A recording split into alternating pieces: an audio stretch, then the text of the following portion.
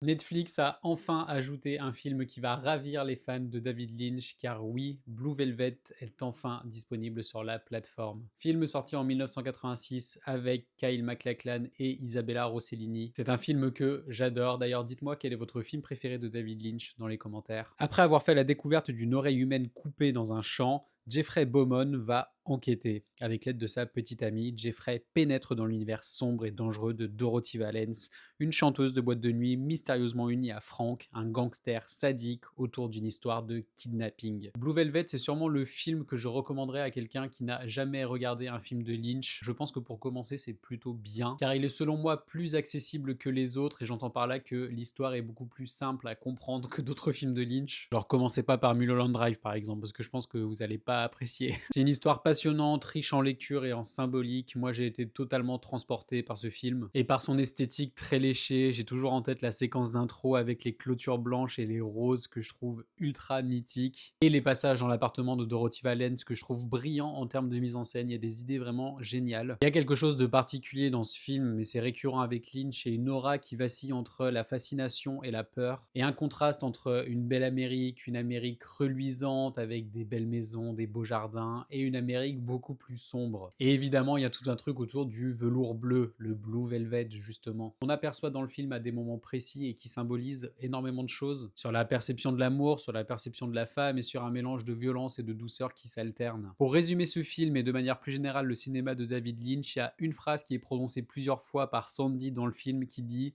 nous vivons dans un monde étrange. Je sais pas pour vous, mais cette phrase, pour moi, elle résume vraiment son univers. Et s'il y a une prestation marquante pour moi dans ce film, alors Kyle MacLachlan est parfait dans ce rôle, mais pour moi, c'est vraiment Dennis Hopper qui joue Frank, qui m'a vraiment marqué parce qu'il est glaçant, il est ultra imprévisible. Alors vraiment, l'archétype du méchant totalement ravagé, moi j'adore. Et évidemment, la BO, magnifique, la chanson Blue Velvet de Bobby Winton, ça replace le film dans son époque et ça crée une ambiance vraiment spéciale. Bref, si vous n'avez jamais vu Blue Velvet de David Lynch, regardez-le, il est disponible sur Netflix. C'est vraiment cool d'avoir ce genre de film sur cette plateforme, donc foncez, profitez-en et dites-moi ce que vous en avez pensé dans les commentaires.